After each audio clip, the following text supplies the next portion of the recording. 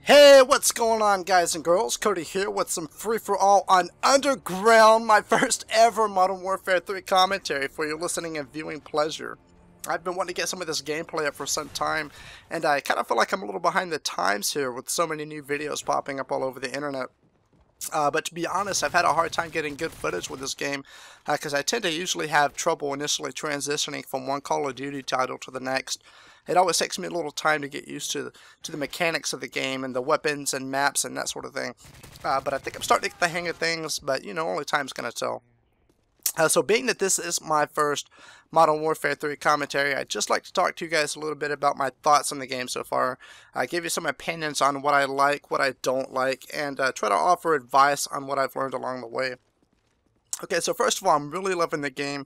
I think they've done a great job with how it feels and how it plays and how it looks. It also has great sound. Infinity Ward's known for providing fantastic sound with their Call of Duty titles, so any of you sound whores out there, such as myself, are really going to appreciate that. There are also some great weapons in the game, like the silenced ACR here. The ACR is my weapon of choice in Modern Warfare 2, and I love it just as much in this game. They also brought back my favorite gun from COD 4, which was the G36C, and I was really excited to see that they were bringing it back, and let me tell you guys, it did not disappoint. I've used this gun a lot, and it's done wonders for me. Okay, I also love the kill streaks that they've got set up. They do a fantastic job at creating balance in the game. Now, Treyarch also did a really good job at creating balance with Black Ops, but I think they took it to such a level that it almost gimped the game to the point that it got boring rather quickly. With Modern Warfare 3, you get a game that's pretty well balanced, but it's still fun to play. Now, that's not to say that it's perfect. No one's perfect, and therefore neither is any game, but all in all, I think they've done a pretty good job with this title. However, if I had to rate the game out of 5 stars, I think I would have to give it a 4, maybe 4.5, just based on the maps. Now, don't get me wrong, I think the maps look great, and they're well designed in terms of being able to navigate them, the amount of cover points there are, and the sightlines, and they also do a pretty good job at generating and encouraging action within the game, but I find that they just don't fit the style of play that I've become accustomed to using. If you've seen any of my other videos, then you know that I like to patrol the perimeters of the map and keep my focus toward the interior rather than the opposite, because when you do that and you keep to the edges of the map, it's usually easier to reduce the amount of sightlines on you. It keeps you at a safe enough distance so that you can actually play smart and plan your moves out on a much more strategic level while still getting a fair enough piece of the action. However, in this game, things don't always work out that way quite so well.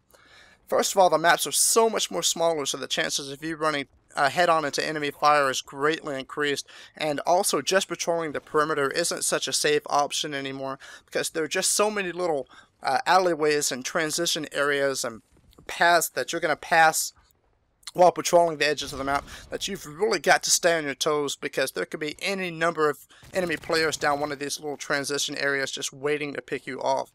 This is going to make it especially difficult in free-for-all, which is the game type I play the most and usually the one I'm best at.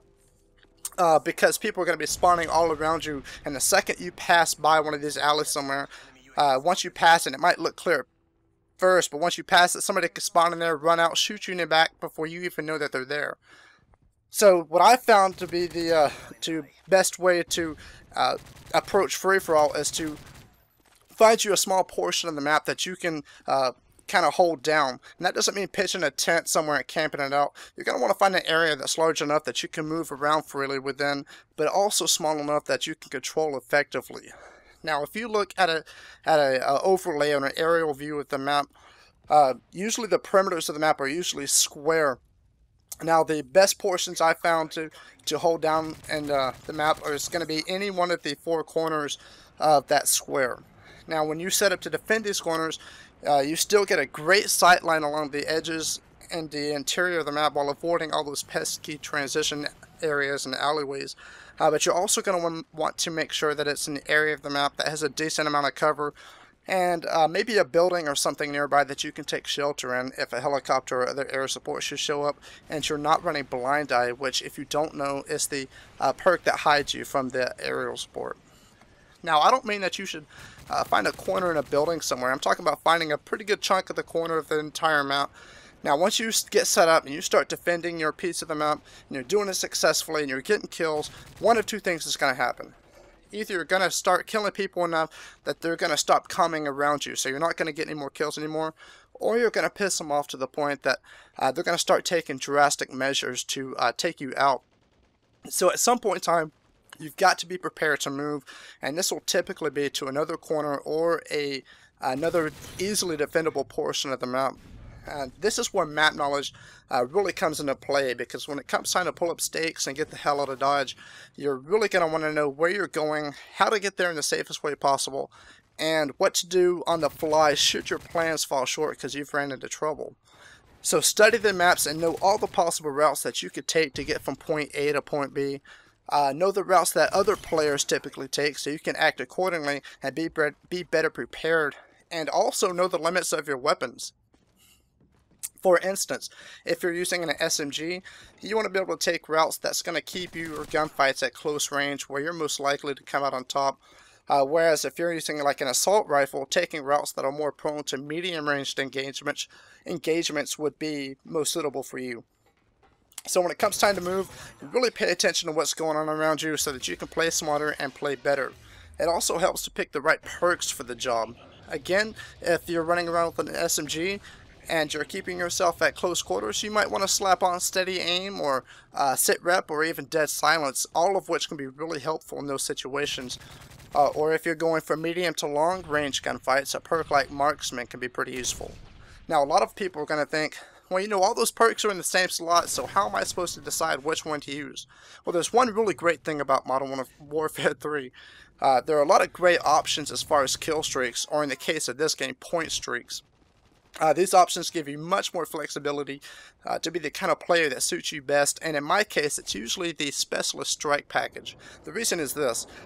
In the past Call of Duty titles, I found a hard time deciding usually between 2 or 3 perks within a single slot, and I've always thought, wouldn't it be great if I could pick 2 perks from one tier?